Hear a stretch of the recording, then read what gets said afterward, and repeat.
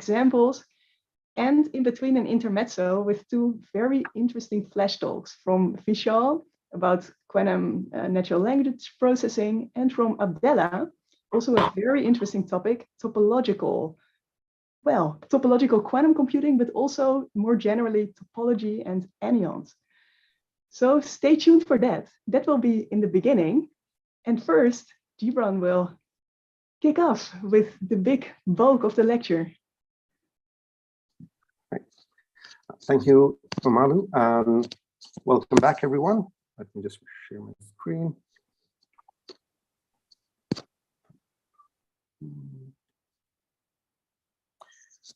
Alrighty, as Malu mentioned, today we'll be doing the bulk of the talk in terms of Shor's algorithm, which kind of, is still the killer app, one of the main killer applications of quantum computing. Before we do that, kind of quick notes: QWorld certificates, diplomas have been sent out. Apologies for the wrong subject line, I think, that shows up in the email. Everyone kind of spent lots of time making sure the content of the email is fine, but I think the subject line of the email went out from a previous email. So apologies, but I think that the diplomas attached are still the correct ones. If you haven't received it and you're expecting to receive it, just drop a message in Discord and I think we can figure it out. Regarding the issue with submitting your programming assignments in QSilver, we apologize for the irritating issue that you might be facing. Previously, what has happened, so the exact issue, to the best of our understanding, is that sometimes you use an editor to write code in your notebook file. You might not yourself edit the file in any other way other than just write the pieces of code that you wanted. But because you opened up the file in some kind of different editor and then saved it using that editor, it saved some additional piece of structural data, metadata that was necessary for that editor. But then when you submit that now, and that's not visible. And then when you submit it to the Canvas server, the AutoGrade server, because of that metadata, it kind of throws it off and it doesn't recognize it as a notebook file. Previously, we've never run into this issue if you've used kind of Jupyter notebooks directly within kind of a local browser.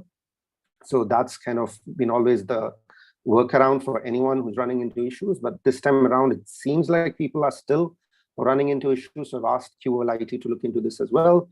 If you haven't tried this, please do try it, and hopefully that should take care of it. Given these issues, the 3 kind of submission limit that we had on programming assignments would be lifted. So you don't have to worry about, oh, my assignment submission attempts were used up just in trying to get this to work out. So hopefully you can focus on the contents. All right. Hopefully that's it. Right. It shouldn't be because you try to run the program. I don't expect that to be the reason.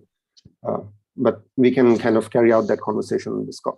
Now, going on to the bulk of the fun content, we had a very nice kind of holistic general overview of quantum algorithms, structure of quantum algorithms, and how QFT is a key kind of ingredient in many quantum algorithms, as long as the pattern that you're looking for satisfies a certain kind of parity requirement, right? So we looked at Hadamard as an example of Fourier transforms over just the Boolean basis.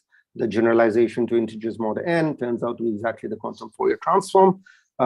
But then we also kind of try to gain intuition about, hey, we could be looking for some other kind of transforms in a quantum algorithm. And then the key idea is essentially we are trying to correlate the pattern that we're looking for against the basis vectors that we identify for the transformation that we do. So that's kind of a general outlook. Now we'll kind of focus in again back on the application of quantum Fourier transform to Shor's algorithm. And if you haven't seen this before, then there are lots of kind of key ingredients of this algorithm that get thrown around in terms of terminology, and so it could be a bit daunting. So to begin with, let me kind of identify the big picture view. Hopefully it makes sense. So what we've done so far is seen, let's use a different color. We've already seen the QFT. Many of you had seen it already. We saw it in kind of the within kind of the context of quantum algorithms. Today, the 2 key terms in the lecture are phase estimation and order finding. So we will see an algorithm for the problem called phase estimation. So we will construct an actual algorithm for this problem in of itself. We'll define the problem, we'll identify the algorithm for it. And what's the connection here? The connection will be that the phase estimation algorithm uses, as we might expect now, the quantum Fourier transform as a key ingredient in how it works. Great. How does order finding kick in? For that, let's kind of take a bigger picture again. Well, the problem that we're actually interested in, that we claim Shor's algorithm solves, is integer factorization, right? That's the problem of given an integer, identify for me its prime factors. Integer factorization is the problem can be studied classically. The problem can be studied from a quantum perspective as well. You can reduce, and this is terminology that we'll talk about more tomorrow. There's a kind of a standard toolbox within classical computer science where you say, hey, here's one problem, here's another problem. I can show that I can reduce one problem to this other problem. And I already know how to solve this other problem. And because of that, I know already how to solve the first problem. So if this didn't make sense, don't worry. We'll talk about it in more detail tomorrow. What we can do is we can show that integer factorization reduces to order finding, which is another problem. Again, right? And now, question. Sorry. Sorry if I've missed any question. I don't think, right? Now, order finding.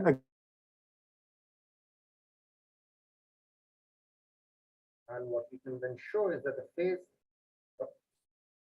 Thank you.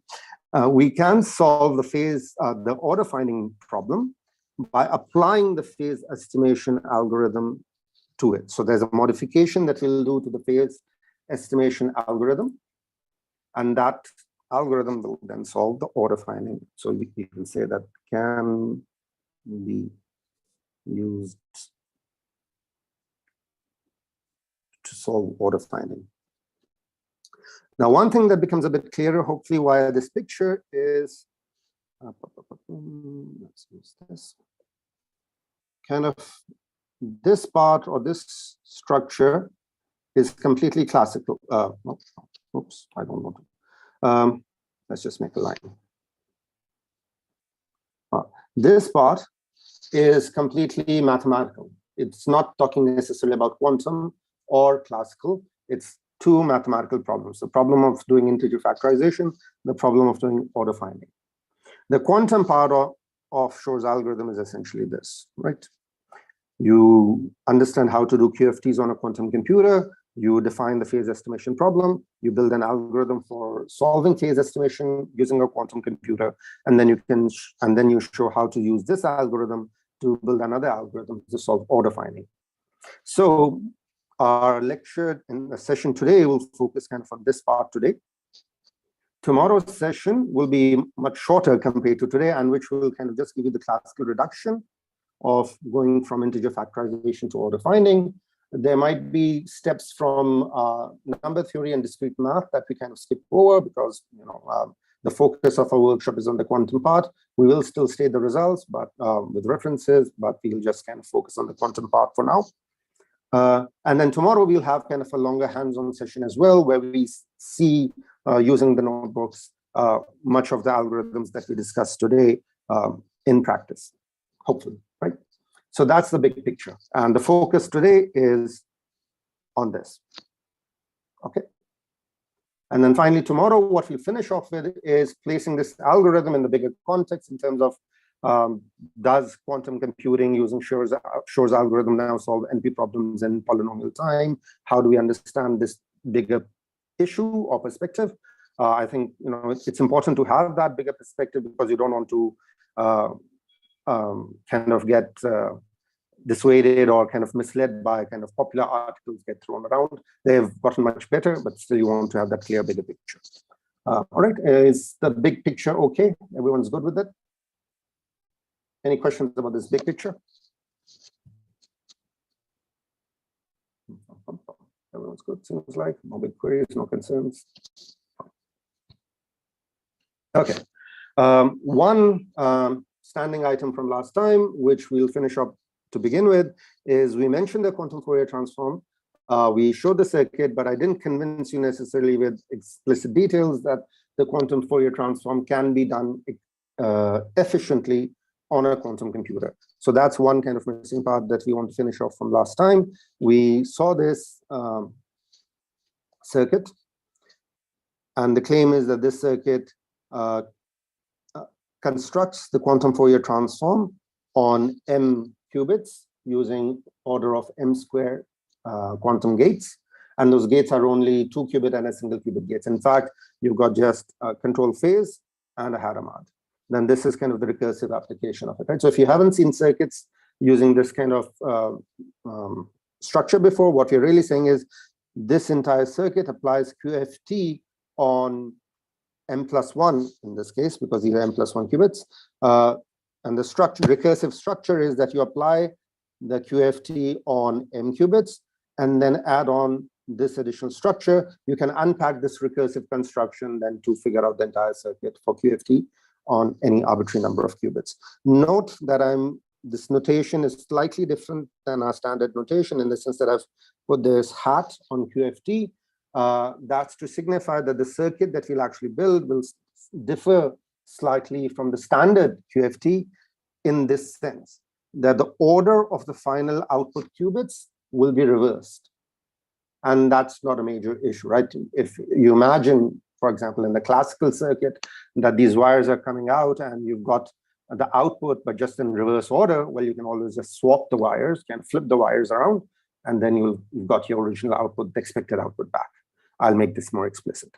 So first order of the day, let's understand whether or not this construction actually does apply the quantum Fourier or construct the quantum Fourier transform, and how many gates are necessary to do that. Okay. We had seen this notation already, that the quantum Fourier transform and an arbitrary basis state is described as such, where omega n is just e2 pi I over n. We defined our notation from a previous slide. This QFT with a hat means that we are still applying the QFT, except that the order of the output bits will be reversed. What do we mean by that? Let's write it out explicitly. If this is the original QFT's definition, then the swapped version you can write just as follows. Forward to change that. This will be 1 over square root 2 to the m. Sigma k equals 0 to 2 to the m minus 1. Right, this is on m+1 qubits, given our index from 0 to m minus 1. Oh, sorry, 0 to m. I should have. This is on m qubits. Sorry. So this is on m qubits, not m+1. And then the phase kind of remains exactly the same using a notation. But the output now, given this structure, we would expect our sequence should read k0, km minus 1, km minus 2, up till k0. But it will be the other way around, where the output will be k0, k1, up till k sub m minus 1. And this is not an issue. So let's identify that as what we mean by reverse order.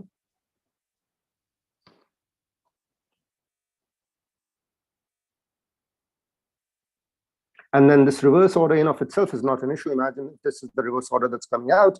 You kind of do the flipping over here physically such that the output over here is in the original order that you wanted, right? So reversing the output of, you've got as input coming in the reverse output, you kind of reverse the wires again to get the output in the original structure that you wanted.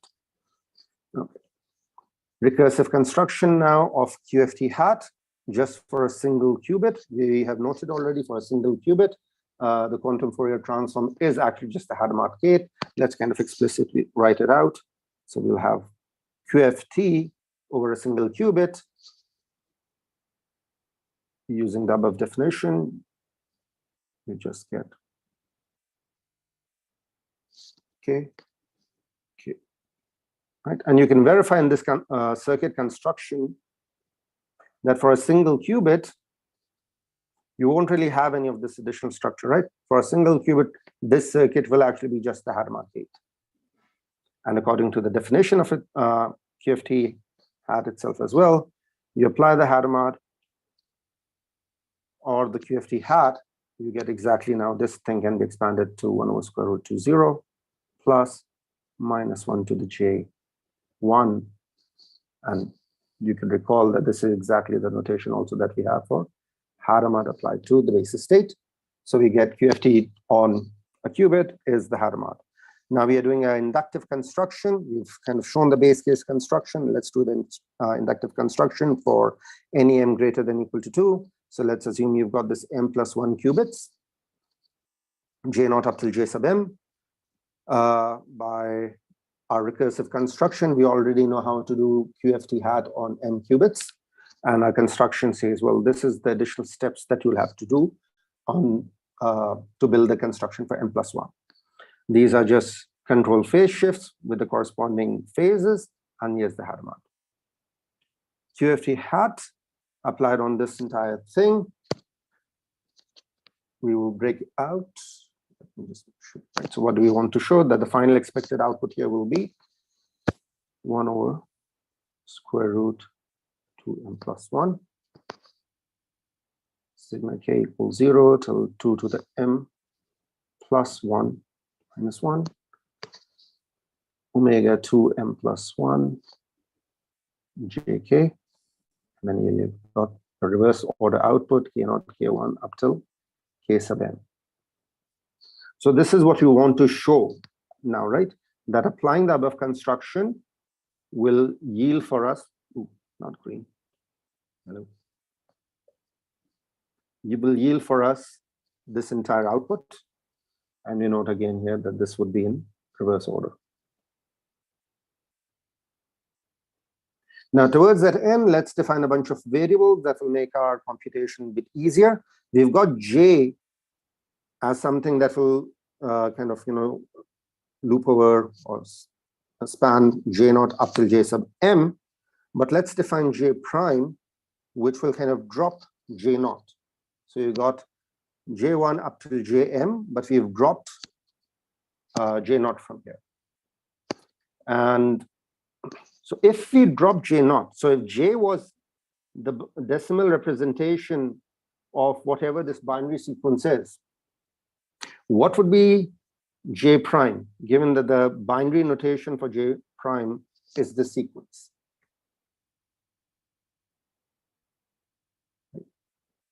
Let me work this one out, Sharma, and then we can do this explicitly for 2 qubits as well.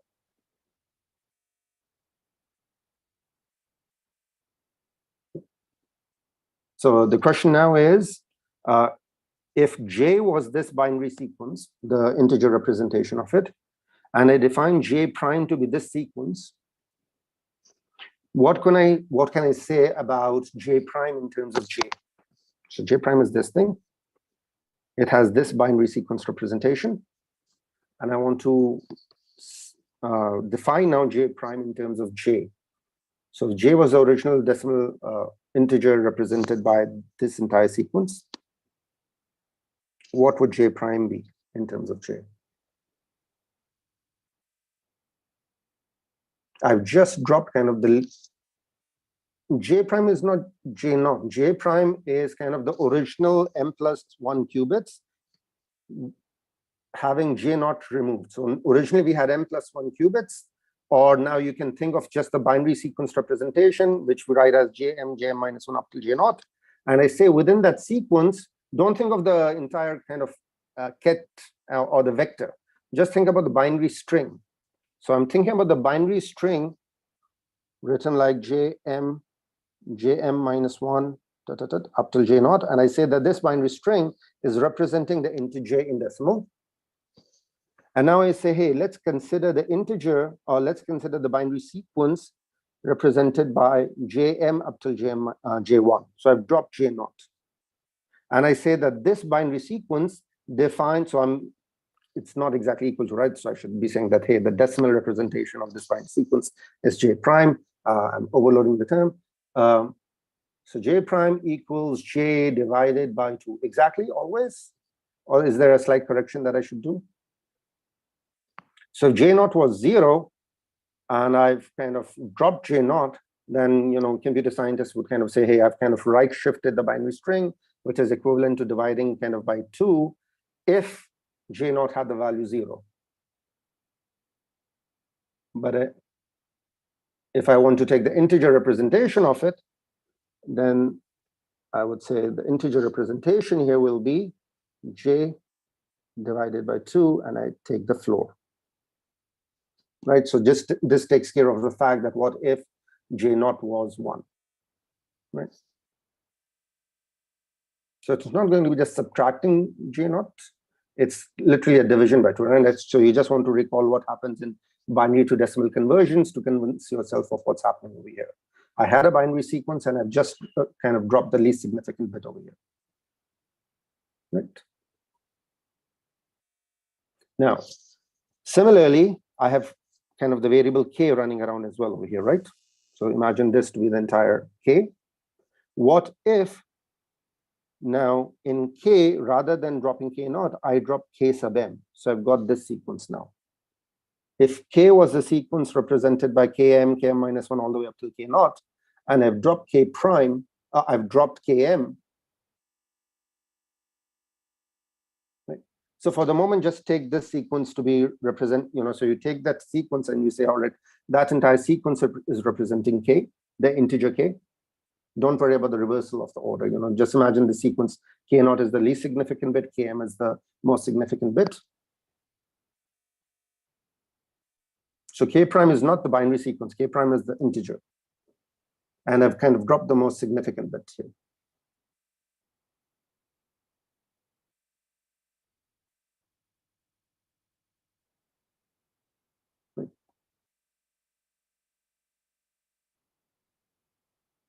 So what would k prime now be in terms of k?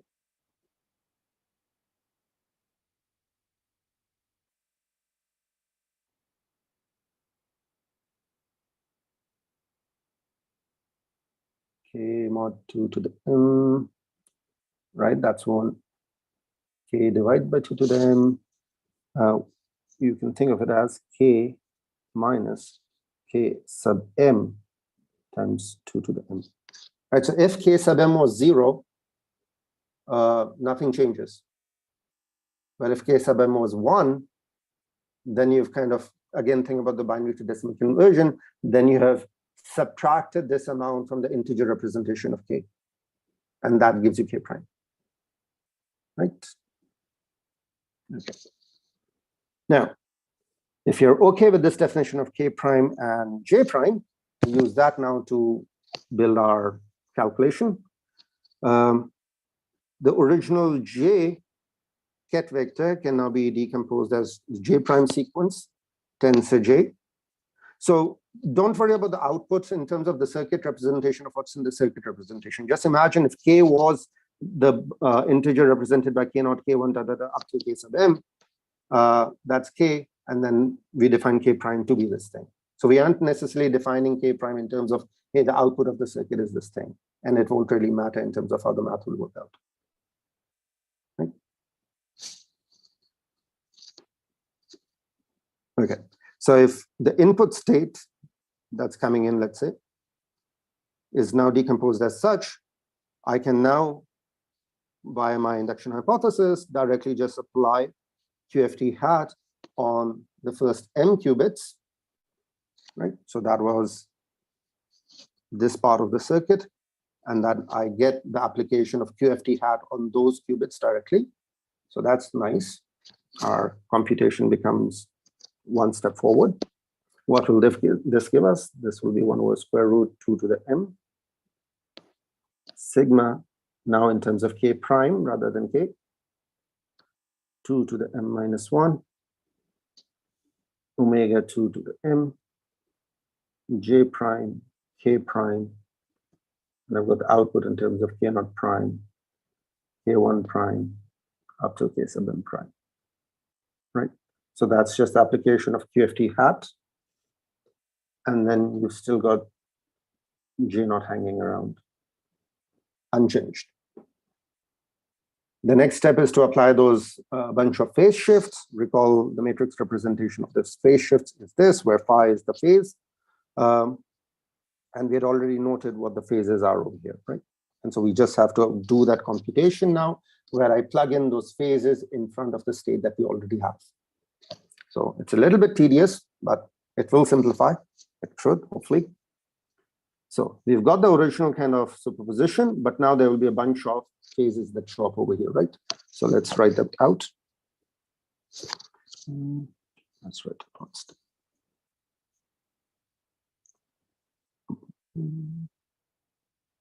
K prime equals 0 to 2 to the minus 1.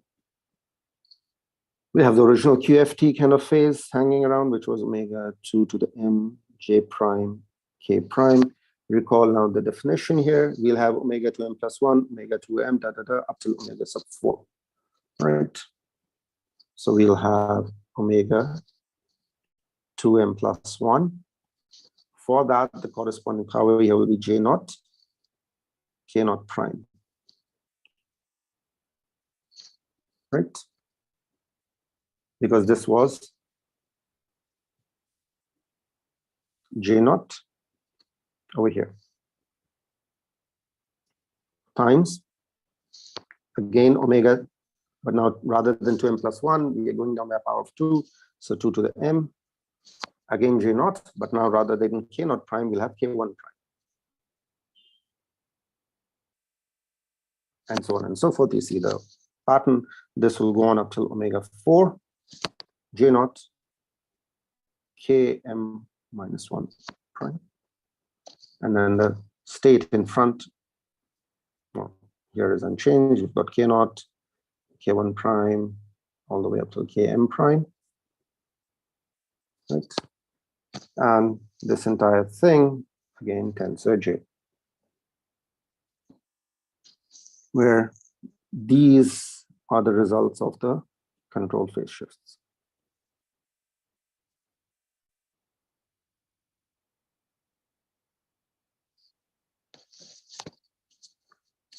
All right, we make now an observation for all positive integers n and r, omega n, which we have defined as e2 pi I over n, is also equal to omega rn, r, which is equal to e2 pi I r over rn. Actually, the r's will cancel out, so that's just e2 pi I over n.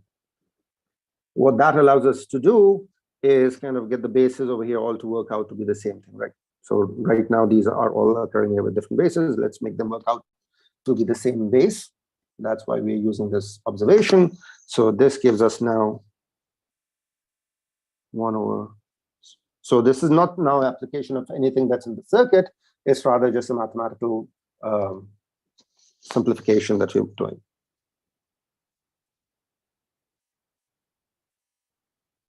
To the minus 1. We add a factor of 2 to the first one to make it 2m plus 1. So in the exponent over here, we get a factor of 2, 2j prime, k prime. The next one remains unchanged because it was already 2m plus 1. So this one will just remain j naught, k naught prime, times. This one again gets multiplied by a factor of 2. So you get 2 j naught, k1 prime.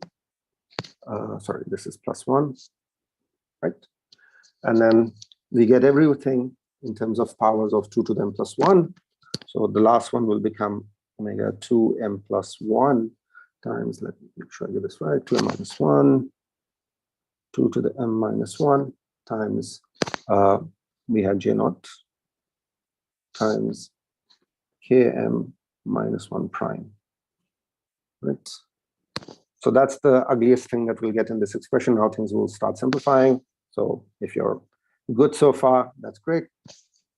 And then the ket in front is unchanged.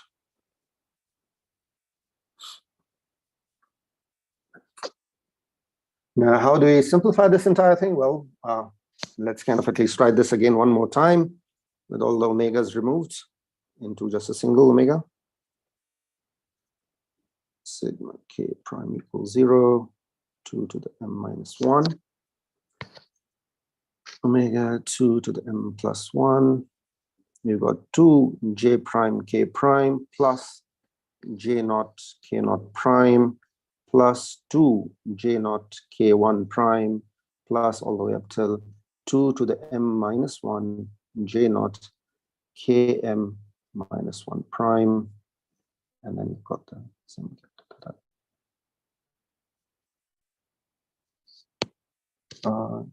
I've been writing j over here. This should be just j naught, not the whole j, right? So apologies if you are being misled because of that. This final ket is just a single qubit in the state j naught, right? Not the full thing. All right. So what can we say about j naught k prime? Naturally, we want to construct back our j's and k's, right? We want to get rid of k prime and j prime such that we get our original j's and k's back. The k prime and j prime showed up because we applied this QFT hat on only m qubits, and now we're constructing it for m plus 1. So j naught k prime is equal to j naught times k naught prime plus 2k1 prime plus 2 to the m minus 1 km minus 1 prime, right? So that's kind of by definition j naught times k prime. Well, k prime is, this is kind of the connection, this is the decimal conversion from taking the binary representation of k prime, doing the corresponding multiplications by 2 to get k prime. So this is just k prime written in it, kind of its relationship to its binary representation. But now note that this binary representation is exactly what we have in the exponent over there, right? So we have, apart from the first thing, you've got your j naught times k naught prime. You've got your 2 times j naught k1 prime. So keep the j naught out. You've got 2 k1 prime. You've got 4 times k2 prime, so on and so forth, all the way up till 2m minus 1 km minus 1 prime, right? So the entire exponent over here then simplifies to 2j prime k prime plus j naught k prime. So let's explicitly identify that this entire thing is being simplified to this thing. Right, so now this thing gives us, well, obviously take out k prime out, so you've got 2j, change color. What do we have? Yeah, we are taking k prime out, right? So you've got 2j prime plus j naught times k prime. Let's make another observation. You've got this, we want j back, right? But we've got this 2j prime plus j naught showing up. Well, what's the relationship again between j and j prime? Well, j can be written as 2 times the floor of j over 2 plus j naught. Why? Because j prime, which this thing was j prime, so this thing can be written as j is equal to 2j prime plus j naught. So what are we doing over here? Recall that the connection between j prime and j could have been thought of as j naught was kind of the least significant bit, right? And in this case, we are doing kind of a right shift of the sequence, dropping the least significant bit. Now we want to kind of get it back. So we do kind of a left shift. That's kind of a multiplication by 2. But when you multiply by 2, you're still off by possibly just 1, depending on whether the value of j naught, the least significant bit that you had removed, was it 0 or was it 1? And so that's what this just signifies, right? So j over 2 floor is defined to be j prime. You add on this additional bit j naught, i.e. you multiply by 2, so that's this thing. And then you say, hey, wait a minute, I don't recall what was the value of j naught. J naught could have been a 0, could have been a 1, so you add that back in. So that gives you this entire thing. So j is this entire thing. That's really nice, because this thing now just simplifies to jk prime. And that's not joking, but jk prime. All right, so we see that, hey, this is a really nice simplification. We're nearly done already anyway. That means this entire thing now, apologies for lots of different arrows running around. Should I draw an arrow? Yeah, let's draw another arrow, no worries. This means that this entire thing gives us, or simplifies to, 1 over square root 2 to the m.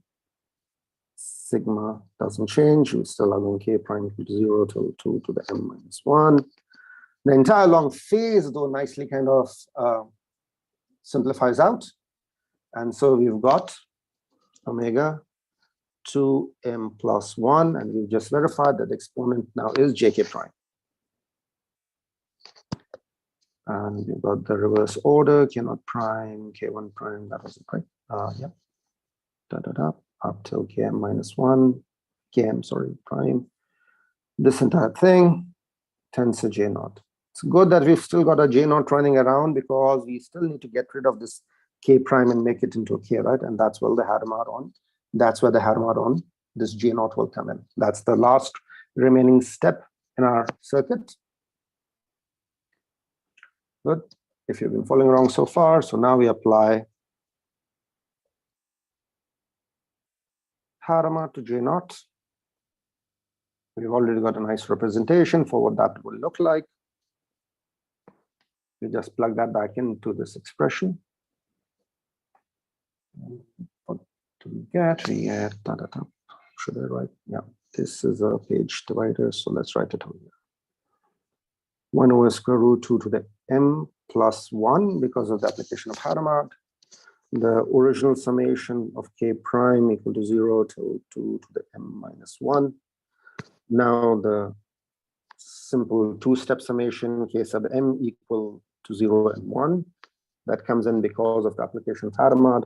You've got omega 2m plus 1, jk prime. What did the Hadamard add in terms of the phase? K sub m and j0. Right? And you've got your k0, k1, m prime,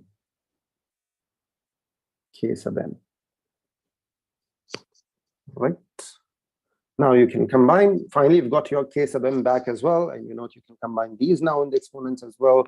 You can again write this as omega 2m plus 1 with the corresponding to m plus 1 on the top as well. That allows you to get all this thing to work out as 1 over square root 2 to the m plus 1 sigma, let's write it better, k equal to 0 to 2 to the m plus 1 minus 1 omega 2m plus 1 jk, and you've got a k0 up to km, the expected reverse order. And so that's exactly the definition of what we had for what we want to implement. Over here. Right, so we said that we want to show now in the inductive step that this is the transformation that gets implemented. Omega 2m plus 1 jk, omega 2m plus 1 jk, the reverse order in qubits, and so that it all works out. Reversal is fine, that can be implemented efficiently, trivially. Final kind of counting argument, how many gates did this require for us to implement? We can just kind of see. Right, so I have m plus 1 qubits. At this step, you kind of applied m phase shift operations plus 1 for Hadamard, and then you unpack the recursion. You can write it as a recurrence relation. Let's write it explicitly. So perhaps, so the number of gates, so I'm defining a function, let's call it t of m in terms of m, the number of qubits. If I have just 1 qubit, then there's only 1 gate applied. If I have m plus 1 qubits, then based on the counting argument that I just did, there's the recursive step on m qubits plus m phase shift gates plus the 1 Hadamard. And now this is kind of, you just kind of see if you try to unpack this recurrence, it will go like m plus 1 for the m plus 1 case, then plus m for t of m, then m minus 1, all the way up to 1, the base case. We all love this kind of arithmetic sequence. That gives us that the summation of this will be equal to order of m squared. So QFT can be applied by using 2-qubit gates and a single-qubit gate, or a bunch of single-qubit gates, Hadamard's, using quadratic number of such gates. So it can be efficiently applied. And that's our catching up. Maybe it took a bit too much time. Of QFT can be done efficiently. Questions here about QFT so far? So this means you can take any quantum algorithm and say, hey, I will apply a QFT in this algorithm and not worry about changing the efficiency of your algorithm. If your algorithm was polynomial time, and then your new algorithm with the application of QFT inserted into it will still be a polynomial time algorithm because your circuit complexity just grew by order of n squared. Okay. Both in terms of the number of gates I'll have to apply. This can be made more efficient, but we won't worry about that right now. Someone has a question? What about classical approach? Cool. So there are kind of two comments that I'll quickly make before moving on. Note, for example, if you take the classical discrete Fourier transform, it already has a nice classical algorithm called fast Fourier transform, which allows you to apply it using of n log n. Similarly, there are efficient kind of decompositions of the QFT that you can do quantum mechanically as well. But the other thing to note about the QFT is kind of in the quantum case is the usage of superposition, right? So in the classical application of DFT, the physical requirement of having m bits versus in the quantum case getting a superposition of 2 to the m possibilities when you have m qubits is also kind of a benefit of the QFT, right? Whereas classically, if you're applying the DFT, whichever algorithm is doing it, you will have to manually keep track of the different 2 to the m entries in the summations and whatnot. Right? So there is kind of a resource benefit in some sense of applying QFT rather than a DFT. Okay, as mentioned, the second step now is to move to phase estimation, which is kind of the key quantum part of Shor's algorithm, which will now use QFT. Let me specify the problem itself. What is the phase estimation algorithm? Well, we already know what the phase is. We are basically essentially just going to be asking about, hey, estimate a certain phase. So the problem setup is that assume you've been given the description of a quantum circuit.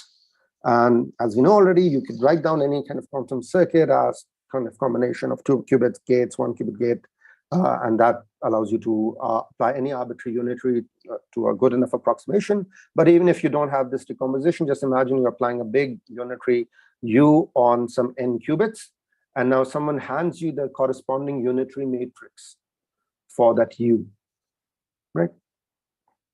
So you have that circuit representation, and you then are also told that this unitary U naturally will have a bunch of eigenvectors, stuff that we know from linear algebra, because it's a unitary transformation.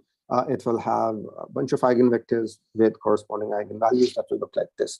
Good exercise, verify why the eigenvalues of a unitary matrix will look like this.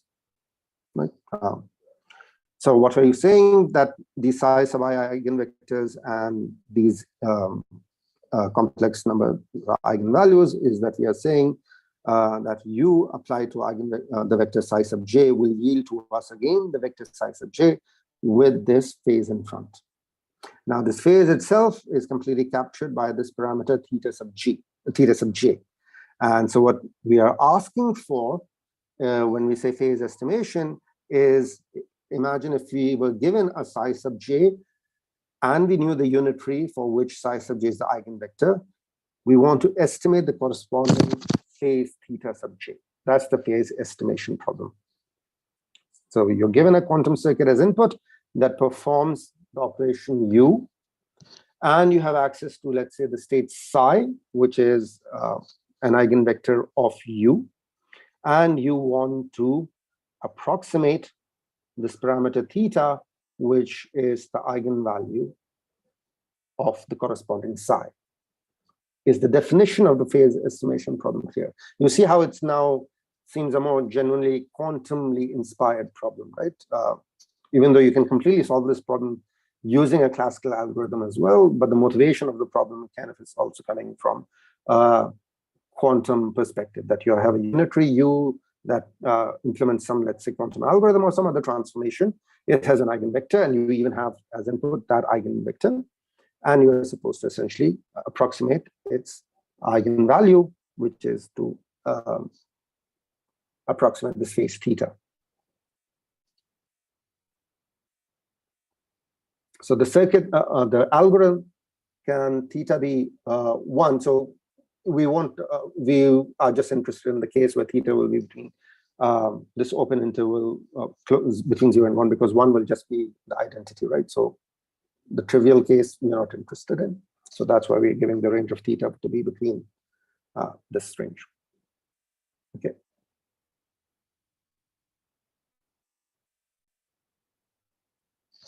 All right. The algorithm for phase estimation looks like this. And well, not the entire algorithm, sorry, I misspoke. That's kind of one key unitary that we'll apply in the phase estimation algorithm. And what we are implementing is essentially a controlled unitary. Now, this is a slightly distinct notation than the original controlled knots or CC knots that you've seen, where you had 1 or 2 qubits, and then you fixed the transformation that you're applying. Here, the circuit that we are enforcing is slightly different in the sense that you're saying, all right, we have m qubits over here. So those m qubits now could be in an arbitrary representation basis vector k, right? And over here, you get some additional vector phi using n qubits. Let's assume that this phi that we are giving over here is perhaps the eigenvector that we would be interested in. It could be some other thing as well, but that's the motivation that we'll have. Now, this application of control U is not just saying, hey, if all these bits are 1, apply U. Rather, these m qubits, and not, I haven't really specified how large m is. This will be a concern later on. If time permits, we'll come back to it. This circuit is essentially going to implement U k number of times. So in the output, what we'll get over here, so imagine, let me actually do labeling over here. So with this, I mean an application for controlled unitary, but controlled in a slightly different way than we have been using it, and we've specified it. This entire transformation that the circuit implements, let's call it capital lambda sub m. The output over here actually will be just k again. What you gave as input over here will come out over here. That will not change.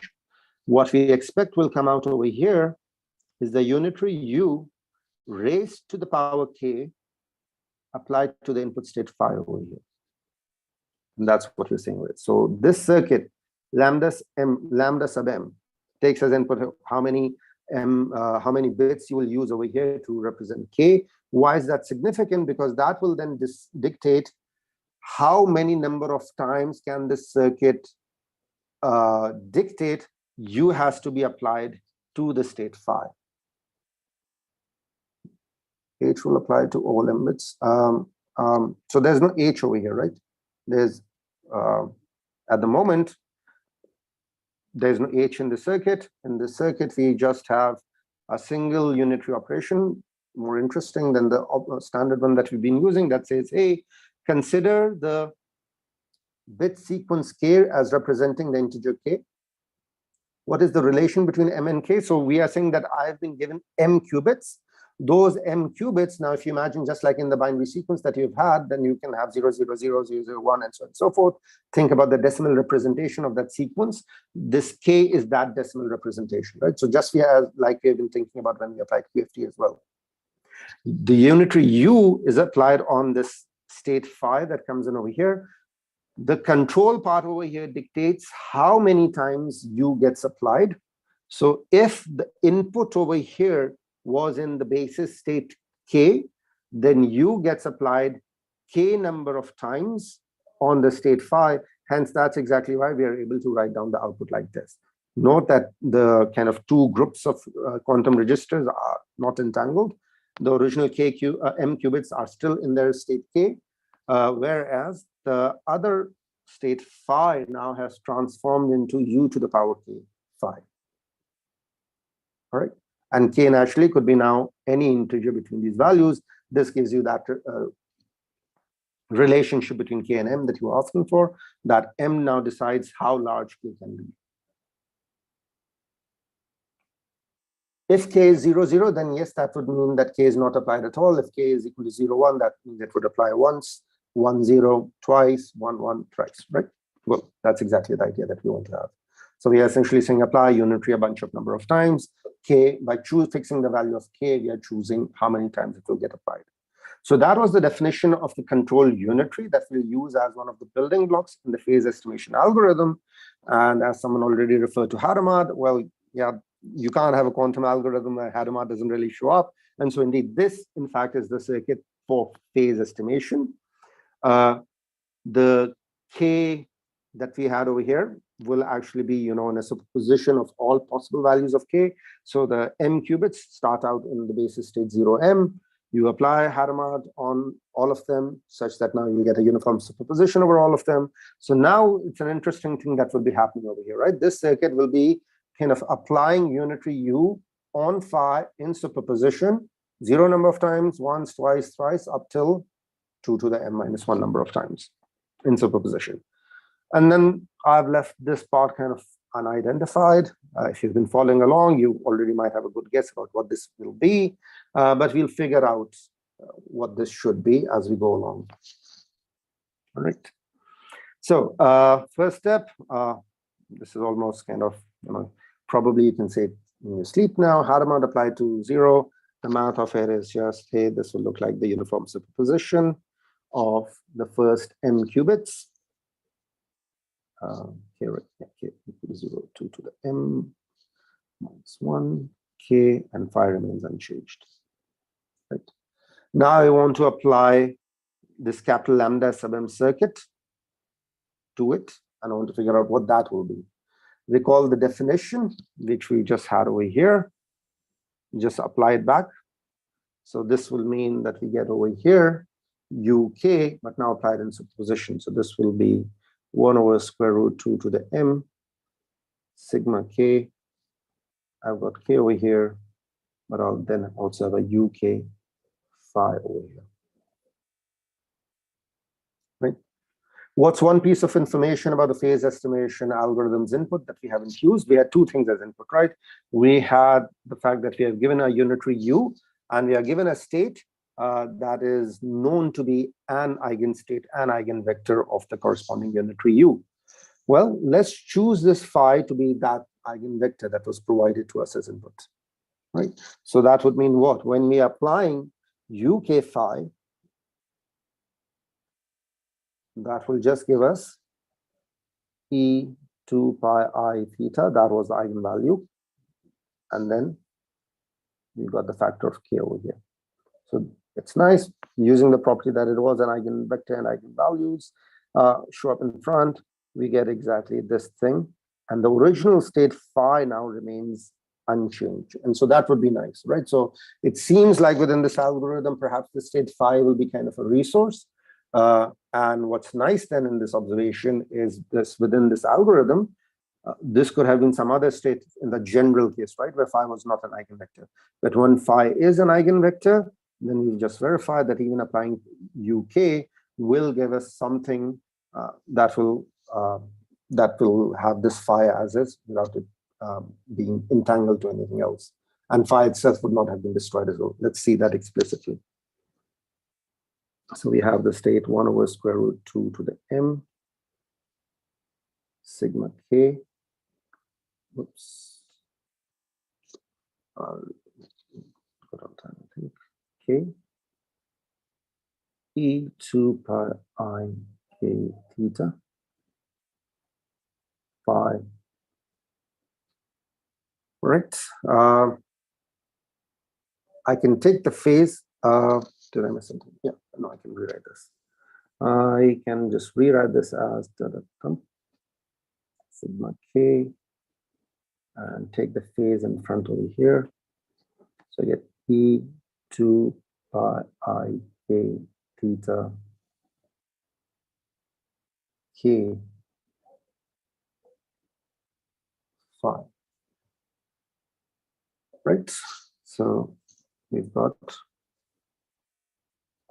consider this thing over here. The 5 we kind of leave as is. Recall what the goal was. The goal is to figure out what is theta, get an approximation of theta. And now this is a nice complicated algorithm, right? So far, all our algorithms were kind of just giving us a binary answer, yes or no. So this is now seems like more interesting, more meaningful. Give me an approximation to theta. That's what I want to figure out. So let's consider first a special case. Consider the situation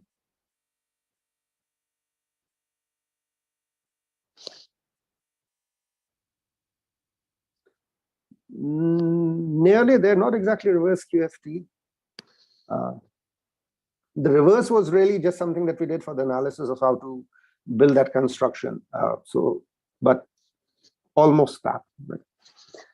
So consider only cases when what happens, we consider theta to have a nice exact representation in terms of the m qubits that we have. Right? So because theta could be an arbitrary, could have an arbitrary binary decimal expansion. So let's consider the cases where it admits an exact representation using the m qubits that we have. Using the m qubits, theta will have an exact representation exactly when we have this constraint satisfied, right? So now in these cases, we will not be approximating theta. We'll actually, hopefully, be aiming to get an exact answer. But have we actually gotten that exact answer? Well, let's figure that out. Well, let's plug in this value of theta into our state over here and see what we get. Then we have what? We have sigma. Let's go one line down. Sigma k 0, 2 to the m minus 1. E2 pi I k j divided by 2 to the m. But the third, yeah. Okay. So I'm considering just the first quantum register with m qubits. Well, what can this be rewritten as? This can be rewritten as equal to, oh, sorry, I dropped the normalization.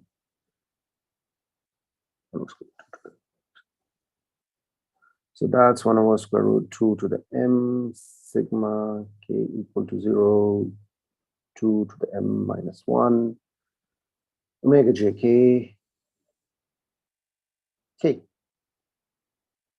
And as someone noted, that this is kind of seems similar to what we have to do with QFT. In fact, we can be much more precise over here. What is exactly this state?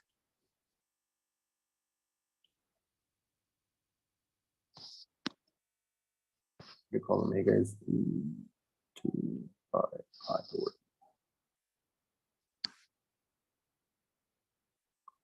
Have we seen kind of this kind of expansion before anywhere, somewhere?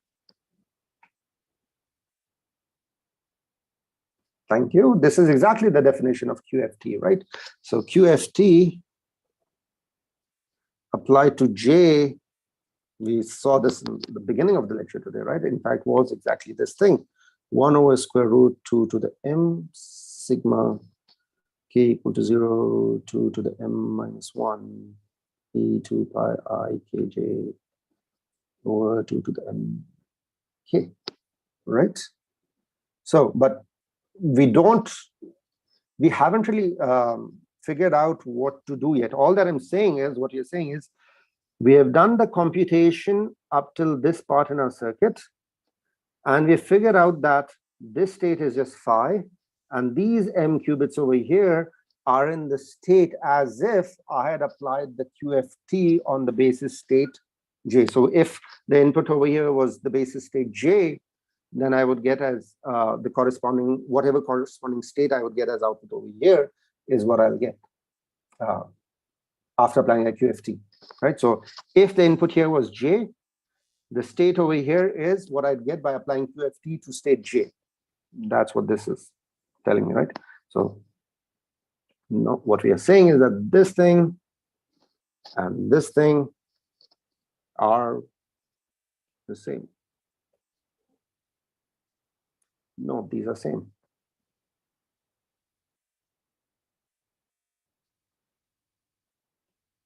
So given that these are same, what does that tell us about now? Sorry, I will kind of not show this and this together, but oh, I can see that.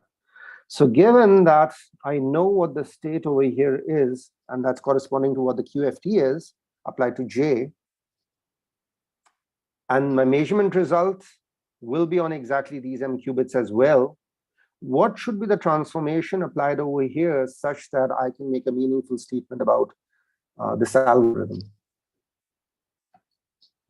Recall what I want to do is approximate theta. I'm assuming theta has this representation. Under that assumption, the state of the first m qubits is this, and I'm making the observation that this state is exactly the state I would have gotten had I applied QFT to the state J, which would have given me this. Now, well, not exactly had. If it was 1 qubit, then you're kind of exactly correct. By reverse QFT, do you mean the QFT with the order of the wires reversed? Then no, that's not correct. If you change reverse to inverse, then you're exactly correct, because you note, what do we want to do? We would like to do, so we have something that's gone this way. What we'd like to do is to go the other way around. We like to go from here to here. Well, if it's a unitary transformation, just apply its inverse. Right, so yeah, so assume we had applied QFT, not QFT hat, right? So people are saying reverse. Recall by QFT hat, I meant the reverse transformation. So I'm not worrying about that reverse versus non-reverse. That was just a construction we did for the purpose of making sure, making the construction work out. Now we've taken care of that. The observation we want to make over here is if I have this state and I apply now the inverse of a QFT, so this would cancel out, i.e. this will cancel out. The only thing that changes is actually the sign over here, which will make these things cancel out, i.e. you do that calculation and you make the observation, hey, this will mean that if I have this state as input and apply QFT inverse to it, I'll go back over here to the state J. Why is that nice? Because, well, I already know M, right? That was a parameter of me constructing the circuit. And if I, under the assumption that theta has this form, and if I get exactly the output J, if I find out J, then I figure out theta as well. Right, so that's cool. That's kind of nice. So this, we finally figured out that what we had over here is QFT dagger or QFT inverse.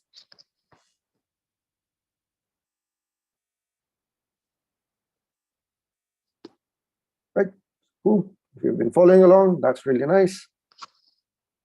QFT dagger is QFT inverse. So what we will conclude with is we make this observation that QFT inverse or QFT dagger, which is equal to QFT dagger, if you were to apply it, how should I write it? Yeah, let's write it like this. QFT inverse applied to this entire state 1 over square root 2 to the m sigma k equals 0, 2 to the m minus 1, e to pi I k j over 2 to the m k, by definition, gives me back the state J with certainty. And you see now all kind of these special cases of what we discussed when we were doing simpler Deutsch-Jose algorithms, etc. as well.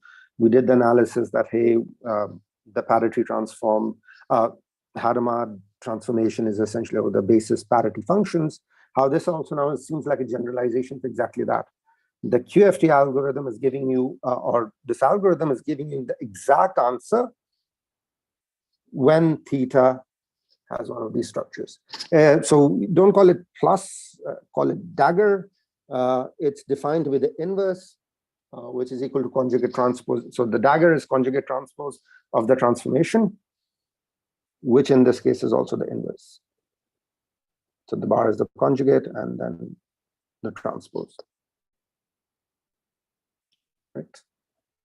Everyone good? So we've solved phase estimation for the special case when theta has a special structure. We have done that under the assumption that when theta had a special structure, There's one point that suddenly skipped my mind. What we want to be able to do, yeah, the other point that I haven't had a chance to discuss, it's in the notebooks discussion. I haven't actually explained to you the fact that this control view can be done efficiently, right? So we made a big commotion earlier today about saying, hey, this QFT can be applied efficiently. QFT inverse can also be applied efficiently. The fact that this control unitary, which requires modular exponentiation, can be applied efficiently as well. We haven't explicitly discussed. That's discussed in notebooks, so I'll let you look at that. But what do we have now? We have a solution to phase estimation, an algorithm for the phase estimation problem when theta has exactly the structure or the value j over 2 to the n. Now, actually, we'd like to be able to generalize the situation about what happens for general theta.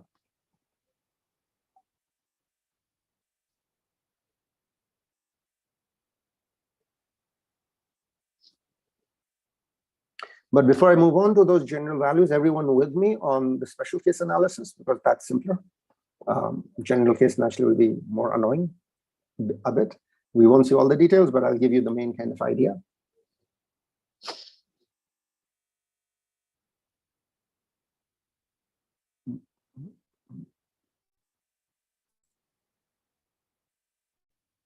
Increase the size of M.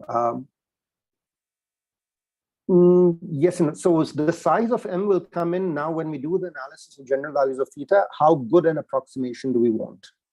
So M, so recall M is essentially controlling how many different values K can take, right?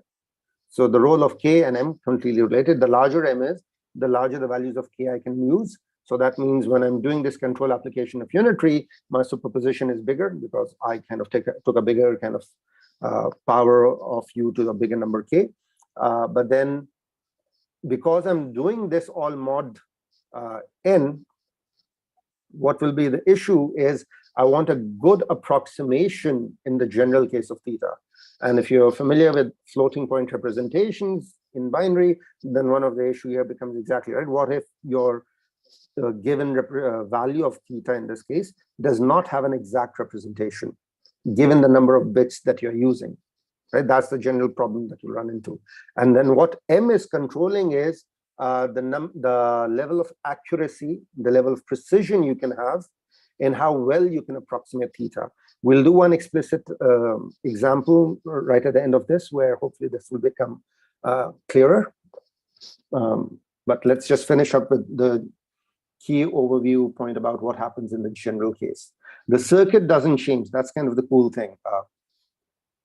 The algorithm kind of remains the same. What will just change for the general case is now analysis. So we go back now to what the state that we have after application of QFT dagger, assuming theta does not have the structure of the form j over 2 to the m, right? So we need to do kind of a now generalize, or we need to do an evolution of this state by applying QFT dagger to it. When theta had the form j over 2 to the m, all of this simplified to just the state j. Now we need to write out the state in the case when theta did not have the structure or the value j over 2 to the m. So applying QFT dagger will give me what? Apply QFT dagger gives me, again, 1 over square root 2 to m factor. So this becomes just 1 over 2 to the m. I get a sigma k equals 0, 2 to m minus 1, and sigma j equals 0, 2 m minus 1. I told you it will become a bit more messy. What do I have? I have 2 pi I. Well, I have the original state minus the contribution from, let's write it clearer, from the inverse QFT. These would have canceled out when theta had our value that we were interested in. Now, in general, we can't say that. But what we would like to be able to talk about is, well, what's the probability of getting as output a certain value j? So let's write this expression as equal to sigma j equals 0, 2 to the m minus 1, 1 over 2 to the m. sigma k equals 0, 2 to the m minus 1, e2 pi I k theta minus k j divided by 2 to the m, and you got your j. Why did we rewrite it this way? Well, because this amplitude exactly controls now the probability with which, when I do a measurement now over here, that is implicit in the circuit, if I'm performing now a measurement over here, what's the probability that I will get a certain value j out? That will be the amplitude magnitude square of this amplitude, right? So doing just a simple geometric summation of this thing, you can show that this entire thing leads to probability p sub j. So I'm taking this amplitude, calculating magnitude square, simplifying it using geometric series summation to conclude that probability to get the value j out is given by 1 over 2 to 2m e2 pi I 2m theta minus j minus 1 e2 pi I theta minus j over 2 to the m minus 1 squared. Right, so all that we've done is taken the amplitude that we identified at the top, took the magnitude square, applied the geometric summation to get this expression out. What do we want? We want to somehow conclude that, or what we will conclude is that even though this looks kind of messy, the structure of this will be that the probability of obtaining the best possible value of j. What is the best possible value of j? We are assuming theta is an arbitrary sequence between 0 and 1. We are approximating it using m number of bits, really, right? It suffices to call them, think about them in terms of bits. And now there will be a best possible approximation of theta in terms of those m bits. And we want to conclude that whatever is the best approximation of that theta, that corresponding value of j will take the highest probability of being a measurement result. I'll explicitly write it out if that's a bit convoluted to follow. But just to kind of get your head around what we will write. The probability of obtaining the best possible j.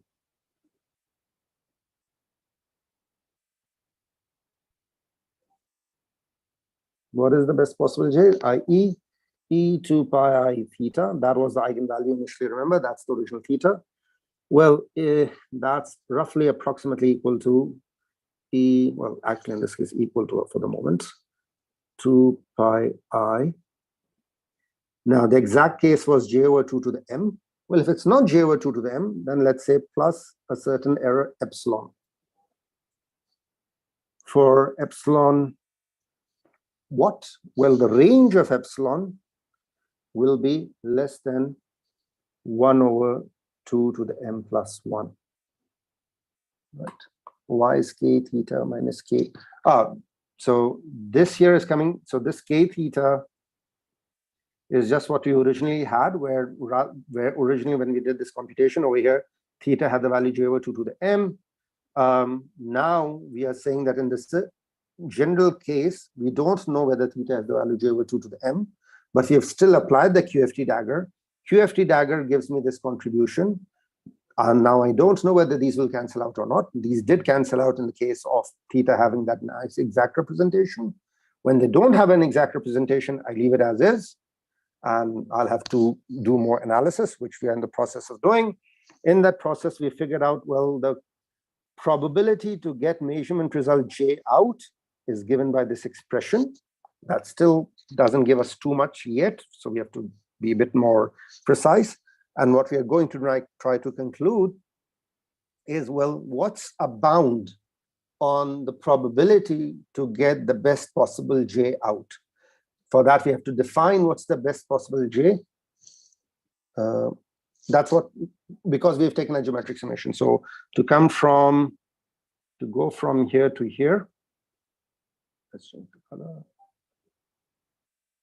We've taken geometric summation. So that's why the K is gone. And so that's what I've left as exercise. You can work it out. If not, then don't worry.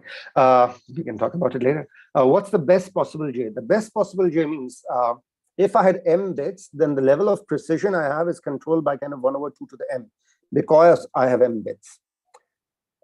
Within m bits, if I now have an approximation, if I now have a value that differs with the exact value by less than this amount, 1/2 to the m plus 1, then that's the best approximation I can hope for using m bits.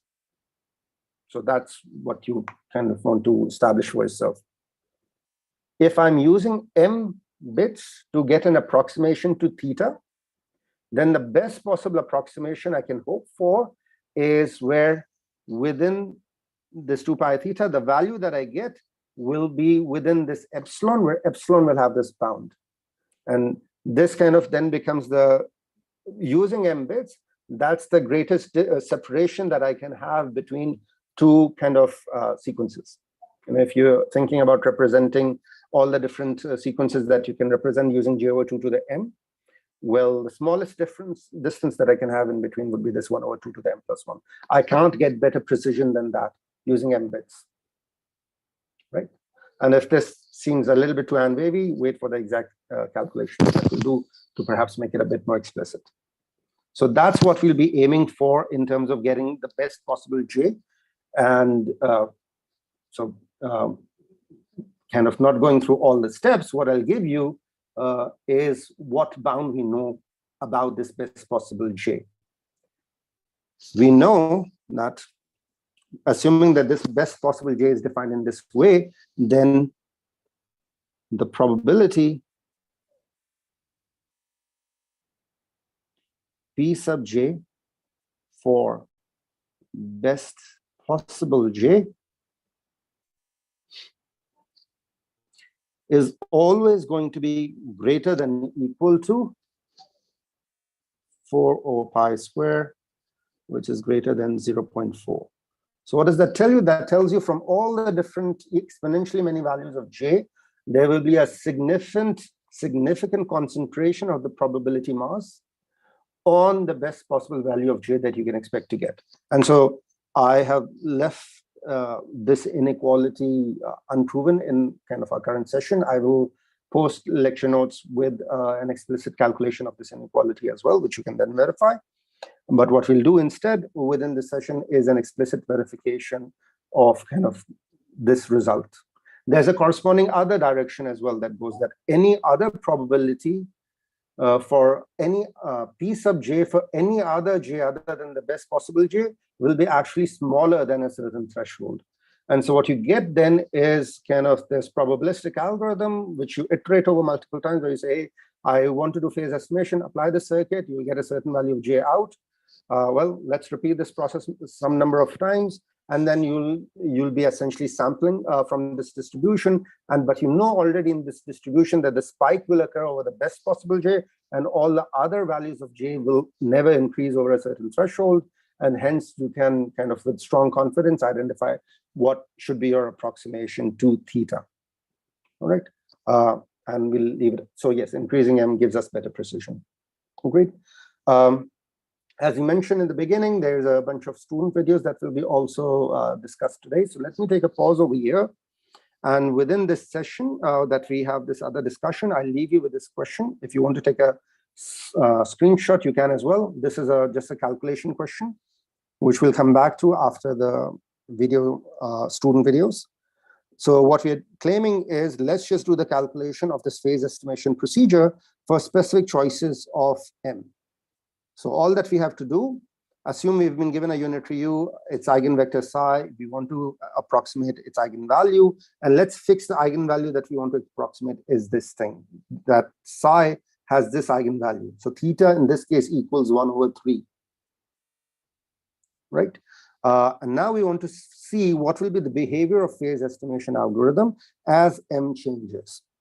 Right, Sharma, correctly, that you're pointing out correctly that as M changes, even though our precision of theta will increase, but the complexity of our algorithm in terms of how to implement control U will increase as well.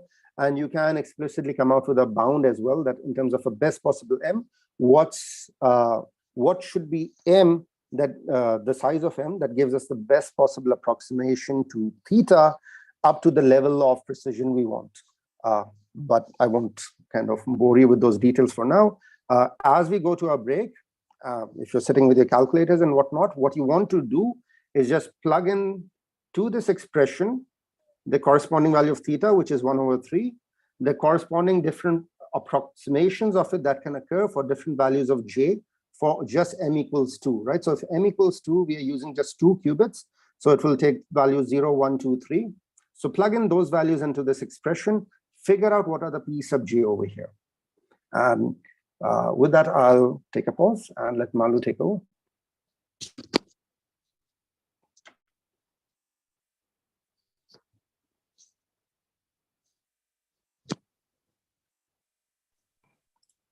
Thank you, Jibran. Thank you very much. We will do two things now. First, some housekeeping and announcements, and then second, two flash talks by students. Two great flash talks. Jibran, we have a long lecture today, and tomorrow you will finish QSilver with a lecture on Shor's algorithm. Very important, and this algorithm can crack encryption, more specifically RSA encryption. So we combined it with a lecture about post-quantum cryptography, aimed to make our future quantum resistant, so to protect us against cracking these encryptions. This will be very exciting with Dustin Moody from the National Institute of Standards and Technology, specialized in this and having a competition, a worldwide competition, to have people submit their best algorithms to make our future quantum resistant. On Friday, we will have the closing session of our quantum training program. And we will happily and are very honored and pleased to have in our session Nobel Prize laureate William Daniel Phillips, who won the Nobel Prize in 1997 with Stephen Chu and Claude Cohen-Tanuji for laser cooling and trapping. You will be able to get certificates and awards too, because this weekend you will then finish QSilver and finish the hardware, the quantum hardware module. So that means in addition to your QBronze certificate, you can have soon 2 more certificates in your email box before starting the hackathon. Then, without further ado, we would like to welcome Abdella and Vishal for 2 flash talks. Abdella is a PhD student. There you are, Abdella. We see you. We will spotlight your video. Hello, I'm here. Yes, welcome, Abdella. You are a PhD student in quantum optics at a university in Algeria, University of Frère Mentouri Constantine, and you are an expert in topology, anyons, and topological quantum computing. So we look forward to your flash talk on this very essential topic. If topological quantum computers work, where we have inherent protection of the qubits due to the physics, it can be an extremely promising technique for the future. That flash talk will be shown first, and then we have Vishal Mandal, a Q intern, so an intern of QWorld, and he will talk about quantum natural language processing. And you might recognize this from the hackathon. It is one of the hackathon topics by Quantinuum. So stay tuned for that talk. Oh, Abdella, are you going to do it live or shall we do your video? Let's do the video, which was very good. And then we will have a live Q&A. Great. Can you see the screen, video screen? Yes, just the Zoom controls are still in there.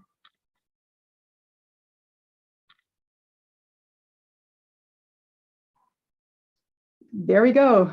Abdella Tounsi with Topological Quantum Computing, University of Fragmentary Constantine. Hello, my name is Abdullah from University of Mentary Constantine 1. In these 5 minutes, I will try to introduce topological quantum computing. In these slides, I will talk about what is topology in mathematics and physics, how can we compute with topology, where could we find topological quantum computers. So topology in mathematics is the study of shapes which are invariant under continuous deformations. For example, the letters O and D can be transformed to each other continuously with stretching without cutting and gluing. We say that they are topologically equivalent. In the same manner, we can transform the topology of sphere continuously to a topology, for example, of cow. In 2016, the Nobel Prize in Physics was awarded to 3 pioneer physicists for their theoretical discoveries of topological phase transitions and topological phases of matter. So what is topology in physics? In physics, we define topology in a quantum system. A topological quantum system has properties that depend only on its global structure, not on its local parameters. What does it mean? It means that any impurities or defects in the material will not affect the result of measurement of the topological invariant properties. For example, in quantum Hall effect, the electrical Hall conductance does not change by impurities, by the shape of the material, or by small changes of magnetic field.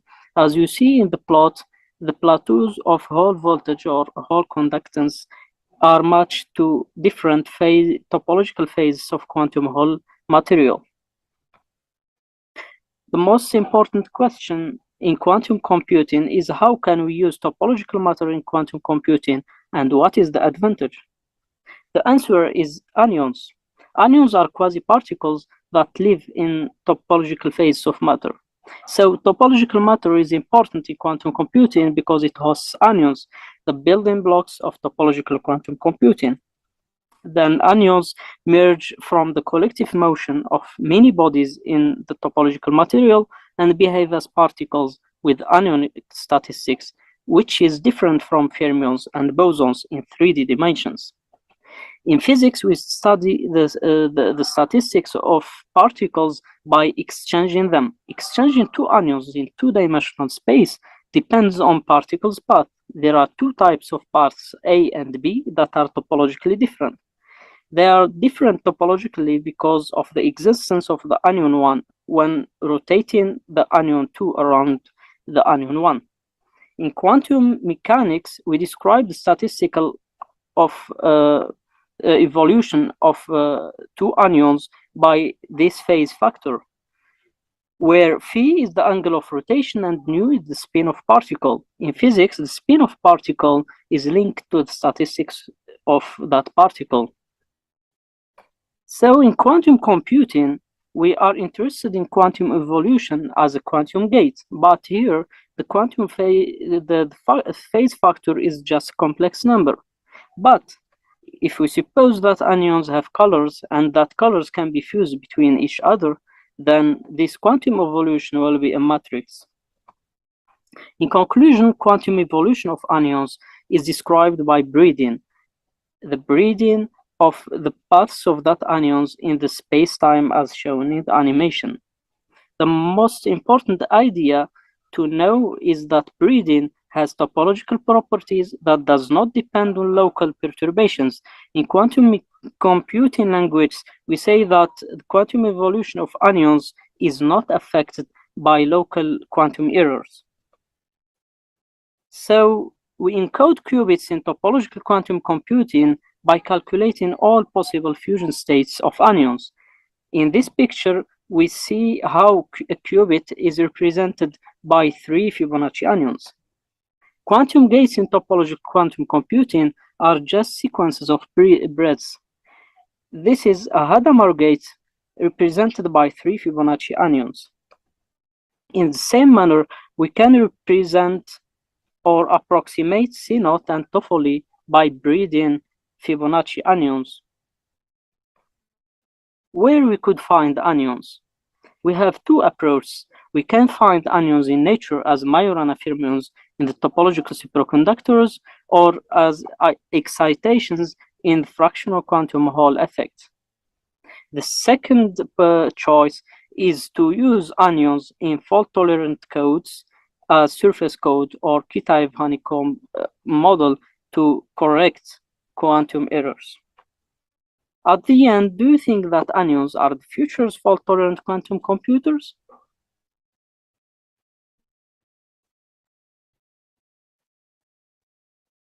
Hello everyone, I am Vishal Mandal.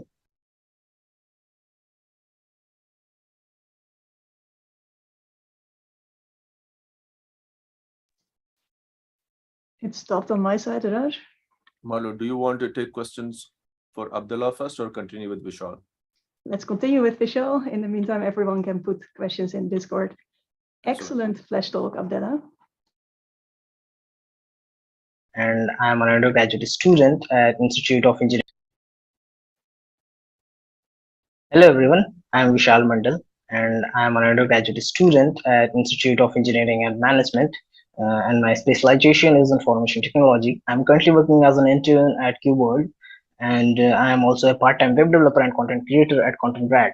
So my areas of interest in the field of quantum computing are quantum machine learning, quantum algorithms, quantum software development, QNLP, everything that is related to the software part of quantum computing.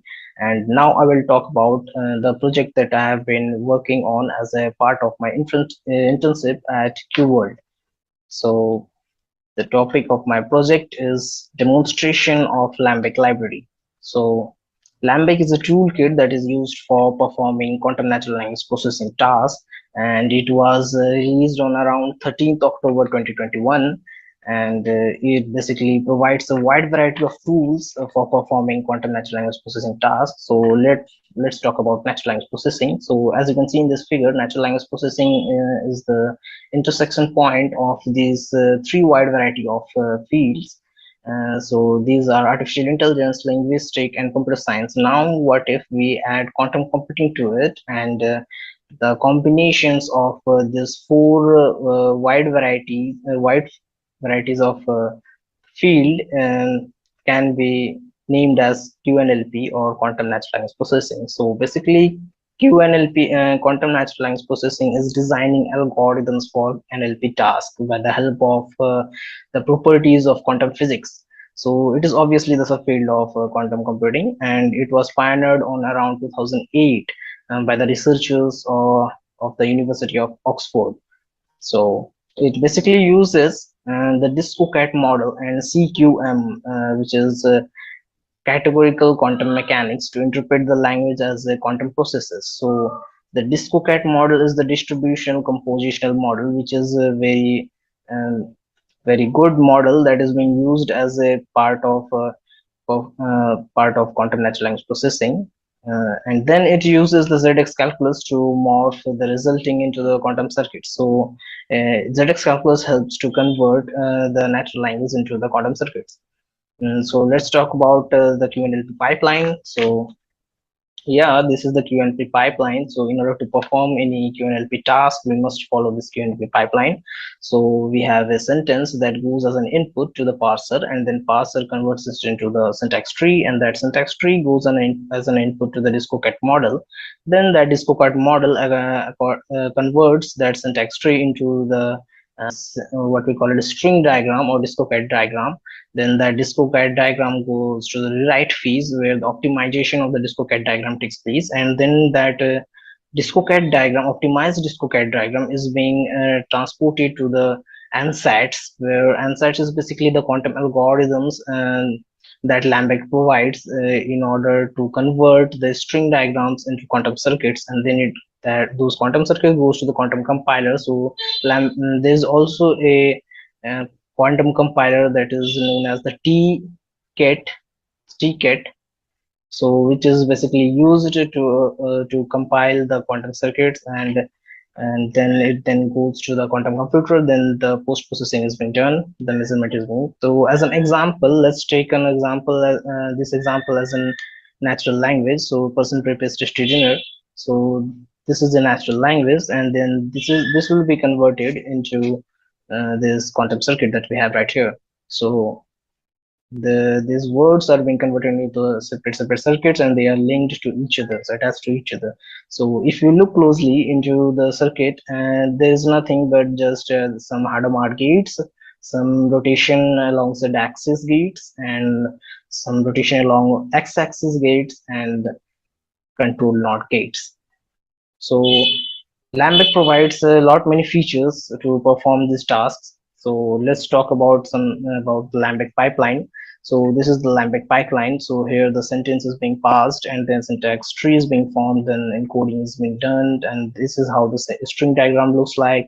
And then this string diagram is being rewritten. So rewritten is being done because it takes lots of time and space to process this string diagram. So basically this is the rewriting is being done to optimize the string diagrams.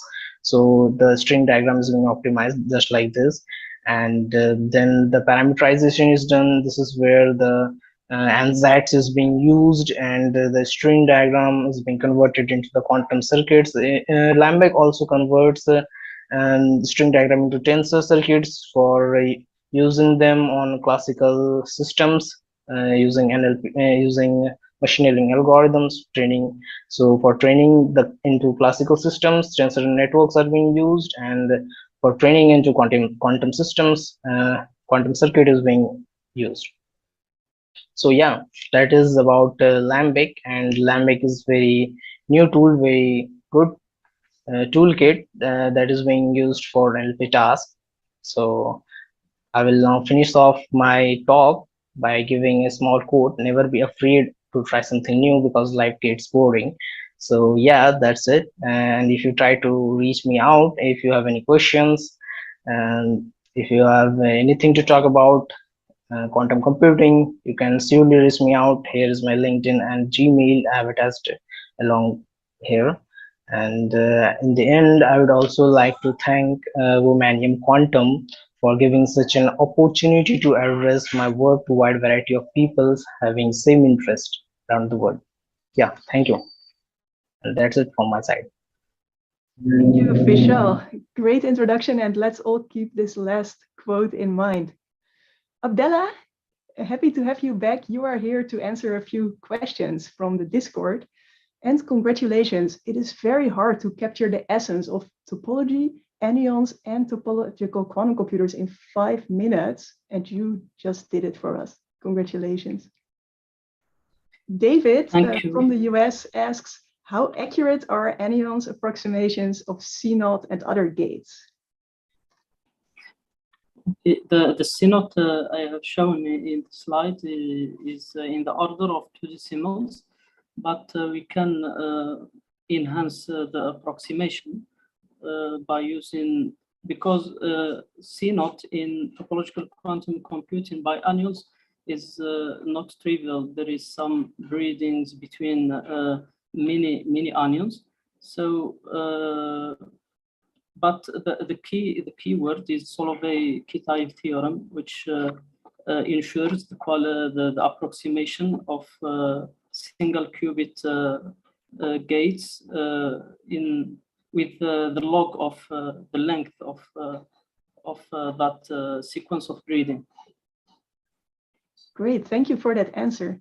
And can you tell in a very small nutshell about your own research? How is it focused?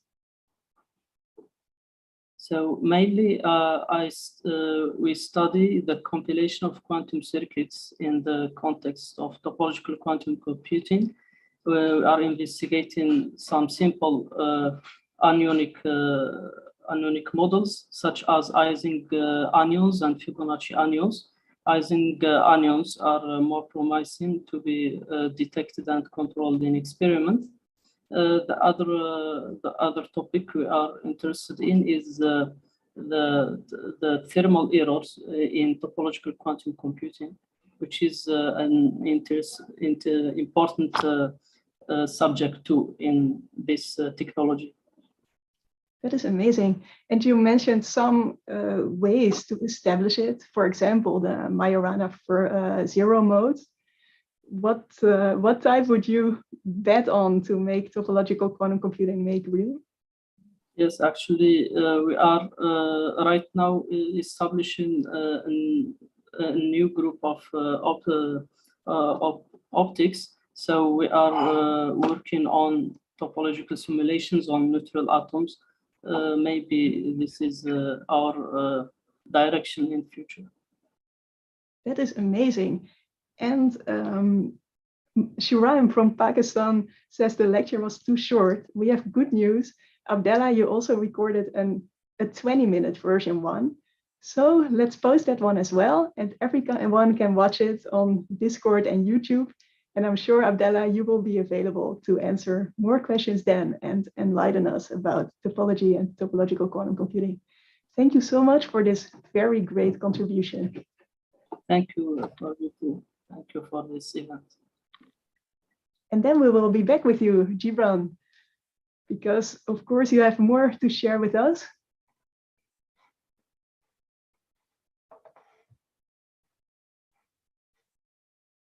You are still muted, which is your other device. You are preparing. Okay. And Abdella, feel free to also reply to questions on the Discord. Great questions, and thank you for your great replies.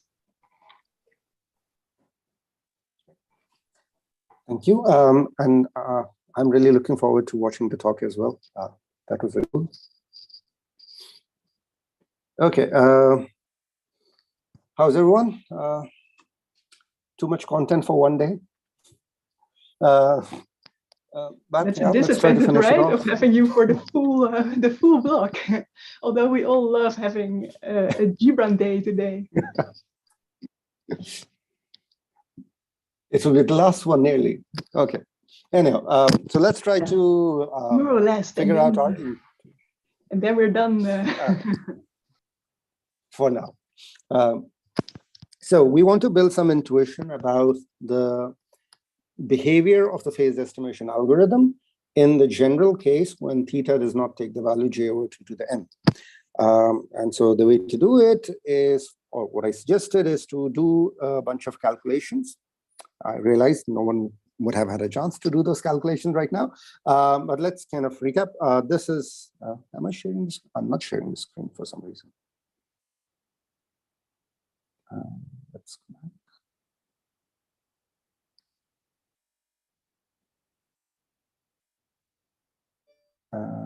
Now it's there.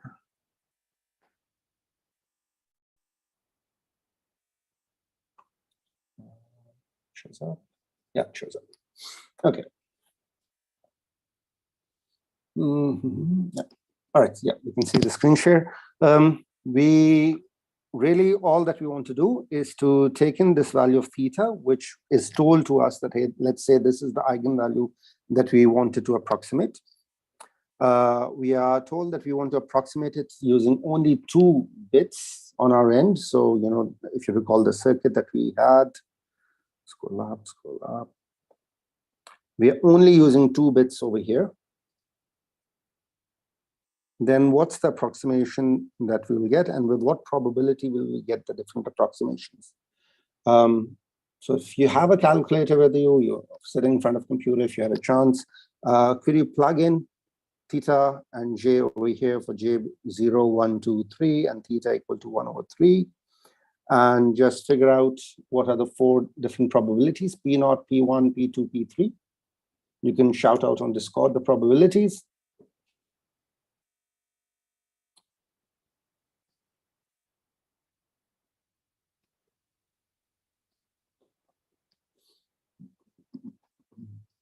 And I'm explicitly asking you to do it during the session just so that you know, you get a break from all the content that's been thrown your way as well.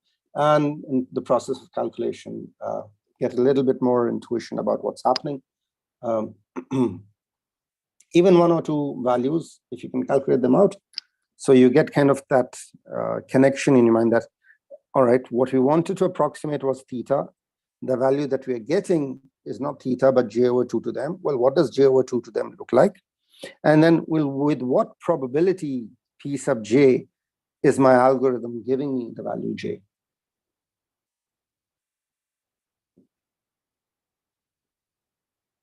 And that's all will connect to my unproven claim that for the best possible approximation, i.e. j satisfying this constraint, P sub j will always be greater than 0.4.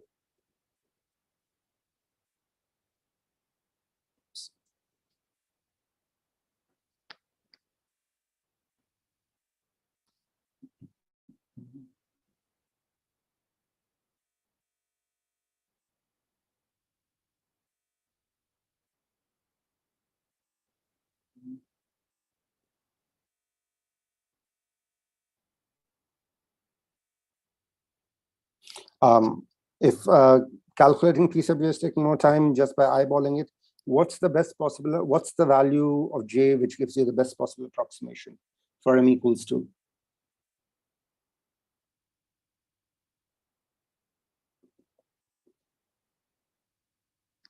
Excellent, right? So we plug in j equals 1 and m equals 2. So you've got theta over 2 to the m equals 1 over 2 squared, i.e. 1 over 4. That's a 0.25. So just as one might expect, using only 2 qubits, we get 0.25 as the approximate value of 1 over 3. Naturally, as I increase now m from 2 to 3, I would expect the precision of my approximation to increase, right? So I would expect a better approximation to theta. And let's kind of see all of that in action. I'm sure all of you are working on that already. So the table we wanted to build was for m equals 2. Note for that, the values theta j over 2 to the m takes the value 0, 0.25, 0.5, 0.75. That means for j equals 1, I've got the best approximation. What we wanted to calculate, the P sub j's, look what they look like. Our unproven claim said the best approximation will have probability mass greater than 0.4. In fact, in this case, it has probability mass nearly 0.7. And so it's clear that if you were to just repeat this process multiple number of times, even though I'm not getting a great approximation to theta, whatever is the best possible approximation using the amount of memory that I have access to will be the right answer, will be the available answer with high probability. Now, if I generalize exactly that calculation to m equals 3, now I've got 8 possibilities for j over 2 to the m.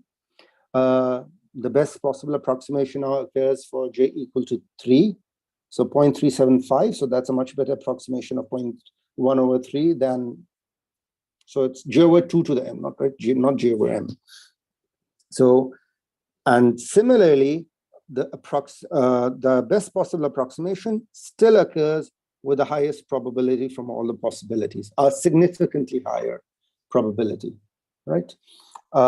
Note the probability doesn't necessarily increase as I go from n equals 2 to 3. In fact, it's slightly lower, right? So the best possible approximation is slightly lower, but the actual value of the approximation is much better, as one might expect, right?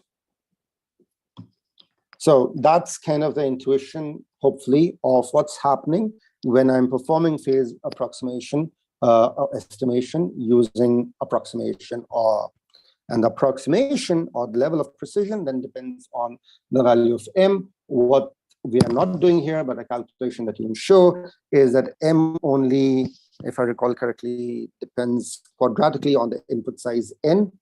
Of the recall n here would have been the number, so u was 2 to the n times 2 to the n. So m doesn't, m depends quadratically on that n. And so again, we don't have to do too much.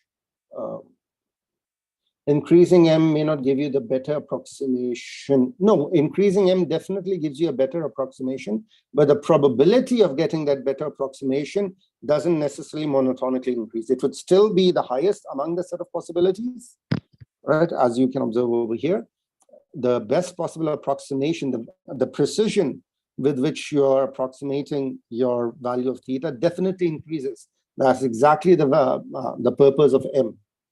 However, the probability with which you get it may kind of slightly vary. However, that's not a big concern because we already have a proof that the probability for that best possible approximation will never be lower than 0.4, right? And so you can do a detailed analysis to show that just repeating this process some number of times will allow you to get the best possible approximation with high probability. Is it actually a bell curve? I'm not exactly sure whether it is exactly a bell curve, because then you have another argument which shows that all the other answers other than the best approximation really kind of fall off significantly. They will never be higher than a certain threshold that I forget. It's still probably, it is definitely possible to approximate it with a bell curve for sure, right? The best possible M for the, well, you can always keep, well, because theta is 1/3, you can't get now an exact approximation, right? You could just say here, well, I get for 5 bits, the approximation that I get will be 0.33333, and that will be good enough for you if you are using just 5 bits or something like that. Right? So for certain cases, for sure, you will never be able to get an approximate answer just because of how the decimal expansion works out. All right, any questions about this? Because that then concludes for us the phase estimation part and discussion of Shore. We are left with relatively less time to go in details with order finding. So what I'll do then is at least just introduce to you the definition of what order is in order finding, such that when we start tomorrow, then we see what the quantum algorithm is for getting the order by applying the phase estimation algorithm, and then the reduction to show that integer factorization reduces to order finding. So I'm not exactly sure what you mean by sure is required for QSilver certificate. The quizzes do depend on QFT, do depend on phase estimation and order finding. So there are a bunch of quizzes on those. All of these collectively make up Shore's algorithm. If you mean kind of perhaps, you know, the discussion of how we put all of them together to get the full Shore's algorithm part, yeah, for sure there's perhaps a little bit less focus on that because we just deal with it at the very end. And it's really a matter of just collecting all of these together. The key focus is on the quantum part, which is how do we connect phase estimation with order finding using QFTs. Right. Yeah, these slides will be loaded on Canvas, like always. Okay. Very quickly then, what exactly is order finding? Let's consider, I'm assuming there are no major kind of concerns or questions because I don't see any on Discord. Usually Discord is much more active than it was today, right? So, well, the number of people in our session today are much less as well. So I'm not sure whether that's just because of the complexity of the material or it was just a bad day. So what I leave you today with is then the definition of order in the order finding problem. Consider the set Zn, which is just the set of integers mod n. Within that set, you can also define the set now using that the set Zn star, which is all the integers a in Zn, such that a is relatively prime, a and n are relatively prime. All right, so this is what it means for a and n to be relatively prime, that a and n have GCD1. Right, they've got no common factors. Now, the order definition, what is an order? The order of a in Zn star, that's what we're defining, right? So i.e. order of a mod n is the smallest positive integer r, so this r over here, such that the following equation holds true, right? So you are given an a and an n, given an a and n, then you can find an integer r, which is called the order of a mod n, and it is called the order if this property holds true, that is a to the r equals 1 mod n. Let's kind of just do a bunch of calculations to see it in practice. If, let's say, a is 5 and n is 7, so for sure 5 equals 5 mod 7 itself, right?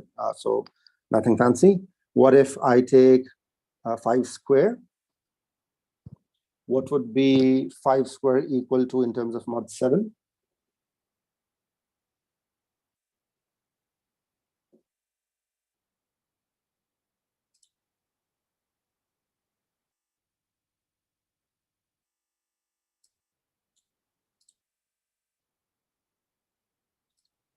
Now I have lost people.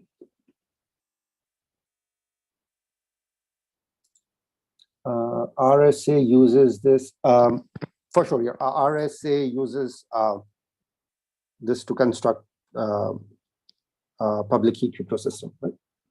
So the question is just for me to fill in these bunch of blanks over here to figure out an explicit example, or to write out an explicit example of figuring out the power or the order of 5 mod 7. So to do that, let's just explicitly work through what would be 5 square mod 7. As people are shouting out, it's just 4 mod 7. Note, what I'm looking for is to identify this power over here that I have to take 5 2 such that I get 1 mod 7. So for sure, this doesn't satisfy that requirement as well. Let's keep moving. 5 cube mod 7 will be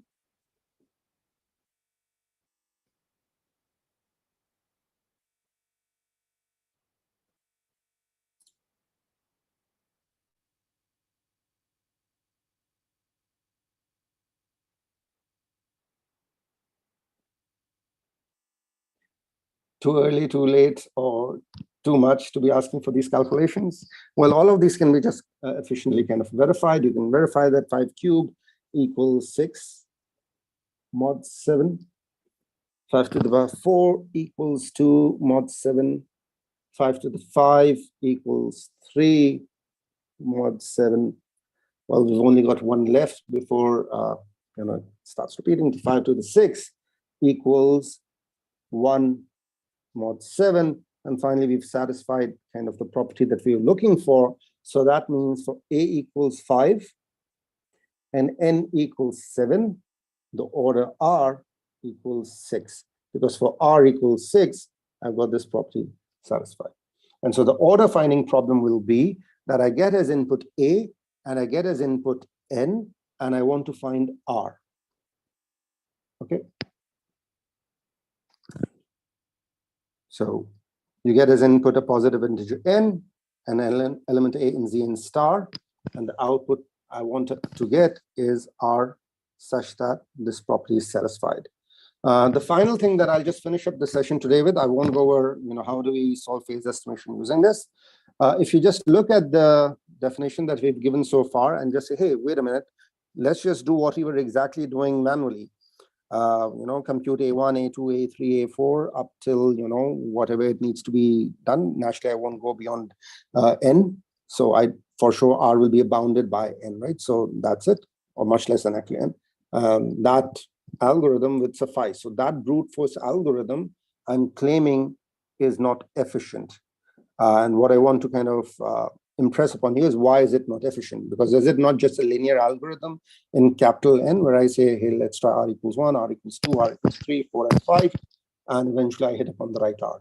I know that such an R exists given the structure of the problem. It's just a matter of finding it. And if I now just linearly do the search in terms of capital N, range R from 1 to N, I'm guaranteed to find it. Why is that not an efficient algorithm?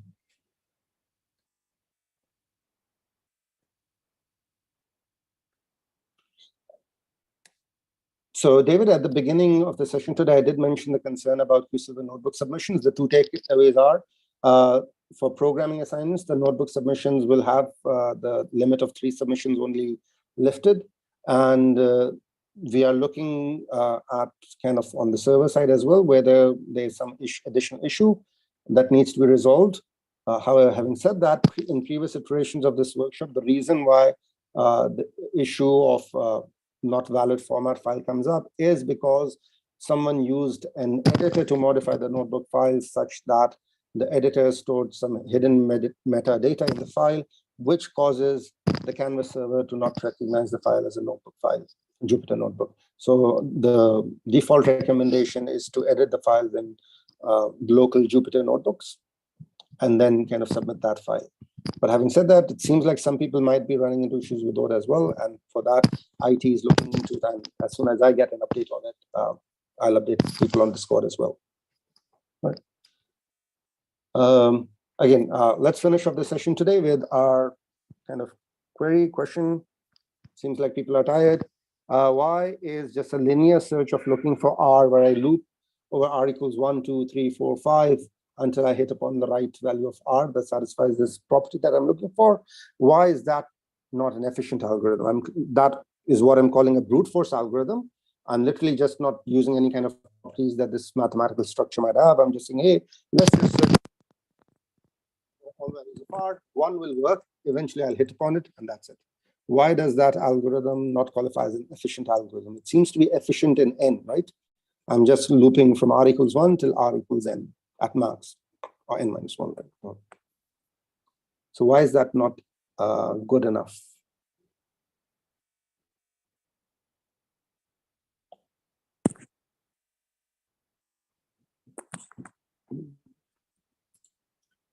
No responses.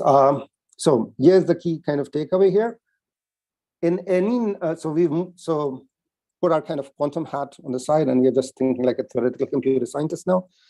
In all these number theory algorithms in classical computer science, where you say, hey, you're given two integers, add them up, multiply them, divide them, and so on and so forth, the measure of complexity for these algorithms is the number of bits it takes to represent that value, not the value itself. Yeah, exactly, n equals 2 to the n, right? So now if I'm given an integer a from the set zn star, or n itself as well, the number of, the value n is exponential in the number of bits that I need to store it, right? So the complexity for these algorithms,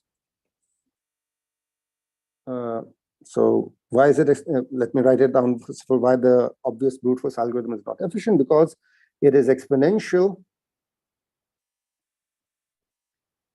in the number of bits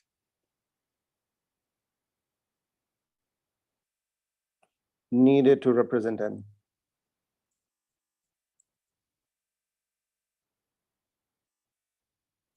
Right, so when I'm doing this linear search over n, because n is exponential in terms of small n, that linear search ends up being an exponential search.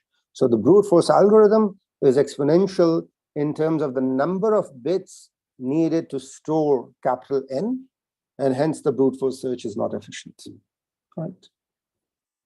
And so for any number theory algorithm, whenever you see, even for simple mathematical operations, multiply two integers, and you hear that, oh, this is n cubed.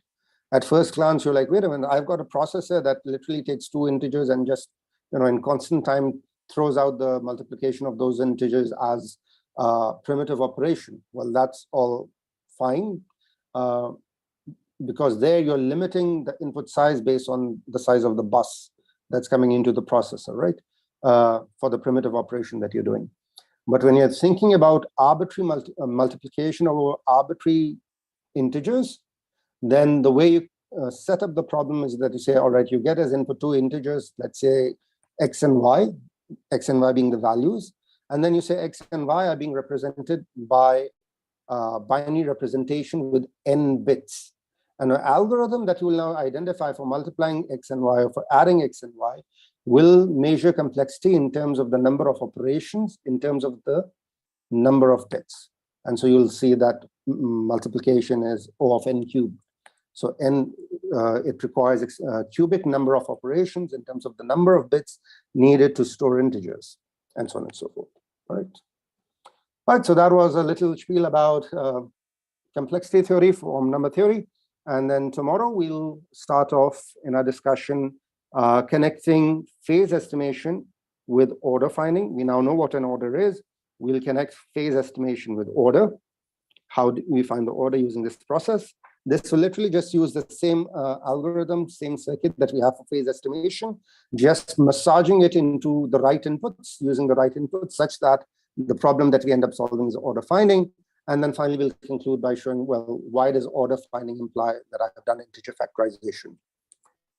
That will then be our complete discussion of Shor's algorithm. Tomorrow, then, we'll also have a longer kind of hands-on session with Saba, who will lead you through some of the notebook questions so that you get a better feel of much of this abstract stuff in practice. And so hopefully that's much more useful. And with that, I'll stop babbling on and on. People seem to be tired. Thank you. See you tomorrow. Fantastic, Jibran. thank you especially for all the lectures. This was the 9th lecture of QWorld. Tomorrow, the 10th, finishing Q Silver. And we encourage everyone to work on the assignments, finish everything by Sunday or latest Monday.